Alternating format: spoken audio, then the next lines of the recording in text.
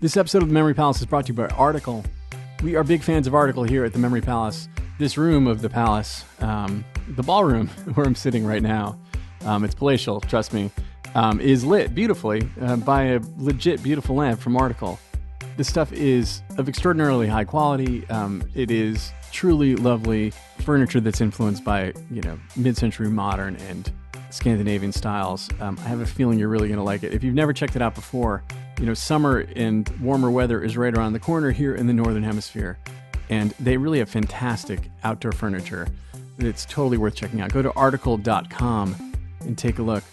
The stuff looks great, and it is made with all these outdoor-friendly materials like teak and acacia wood and granite and galvanized steel and rattan. And it comes to you with a flat delivery fee of $49, regardless of what you're buying and how big the order is.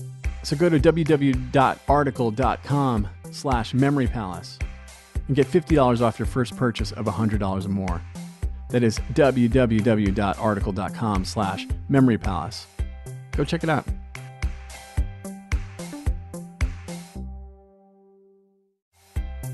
I'm excited to tell you guys about a new sponsor that solves the underlying problem of furniture shopping, which is you look at the stuff online and you have no idea whether it's going to actually work in your room.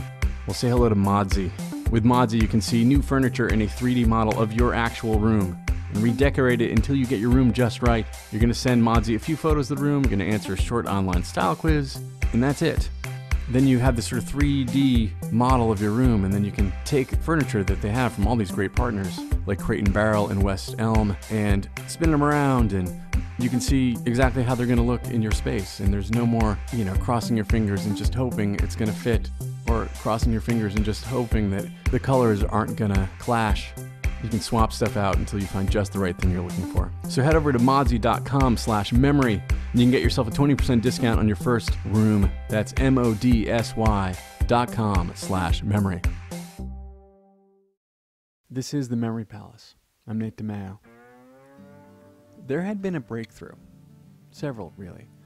On Wednesday, August 25th, 1835, people opened up the morning edition of the New York Sun and learned about the remarkable scientific leaps made by Sir John Herschel during his expedition to South Africa. Sir John was the son of Sir William Herschel, who had discovered the planet Uranus and 2 of its 27 moons.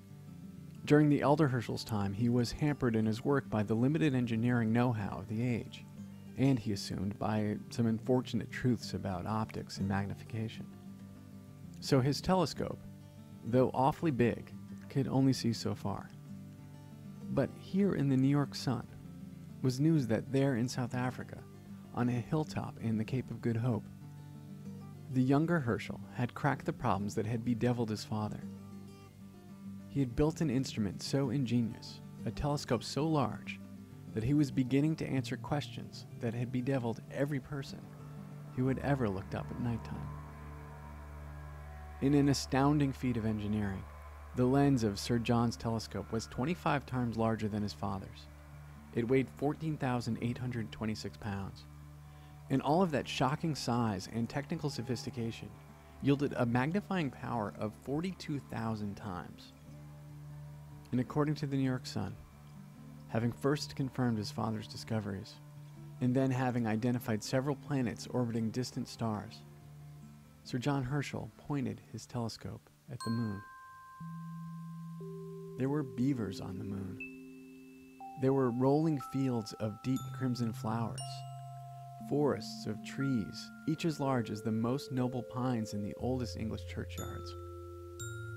Blue unicorns with beards like goats, and who romped and tumbled in the grass like kittens. Over the course of 5 days, the wonders of the moon were cataloged in the pages of the Sun. On Thursday, its readers learned of the vast herds of bison which stampeded through a valley carved out long ago by a volcanic eruption. And they learned of the moon beavers, which weren't really beavers. They had no tails, and they walked upright. And they lived in huts more impressive, as the article put it, than those of many human savages. On Friday morning, people opened up the Sun to read about Herschel's most phenomenal discovery yet. At first, he and his team thought they were birds. They were clinging to a cliffside. They were gliding in flocks just above the waves of a great inland sea. But they weren't birds. They were men, They were men with wings. Vespertilio homo, the scientists called the new species. Batmen. And there were bat women. And they all flew and frolicked in a state of nature that looked incredibly appealing when viewed through a 15,000-pound telescope by buttoned-up British scientists on a hilltop in the Cape of Good Hope. So this is the point in the story when I say that none of this was true, that this is all a big hoax. And we here in 2010 can laugh at our gullible ancestors. It does seem that they did believe it for the most part. By day 2 of the series, the Sun was selling like crazy. And there are memoirs from the mid-19th century that remember the articles as causing a sensation. One author writes about how he was at Yale when they first came out, and everyone, students and professors, all believed it. At least for the first 4 articles or so. After a while, it seems, the incredible details just stopped being credible. Not that the paper admitted it. No one ever did. Though most people agree it was a British writer who had recently started working for the Sun. And there was a Sir John Herschel, and he was a very accomplished scientist. He discovered moons around Saturn and, like his dad, some other moons around Uranus. But he didn't discover that he was the man in the moon hoax until years later. And apparently he found the whole thing sort of irritating. So we can laugh at our gullible ancestors, but I'd rather not. Because why not believe? Who was to say at that point what was on the moon? And these were people who were reading about wonders, real wonders, on Earth all the time. About new technical marvels, sewing machines and electric motors and matches and streetcars.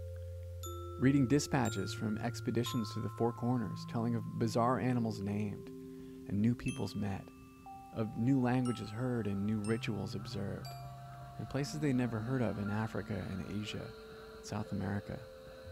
And in a time before cars and transcontinental railroads and 40-hour work weeks and summer vacations, who's to say there weren't wonders just upstream or just over the next ridge? So who's to say there weren't rolling fields of poppies on the moon, and great pyramids of quartz, red birds that made their nests in flowering palm trees on the shore of an inland sea, or giant beavers who lit fires to keep their huts warm? Okay, maybe they should have figured it out when they read about the beavers. That is pretty stupid.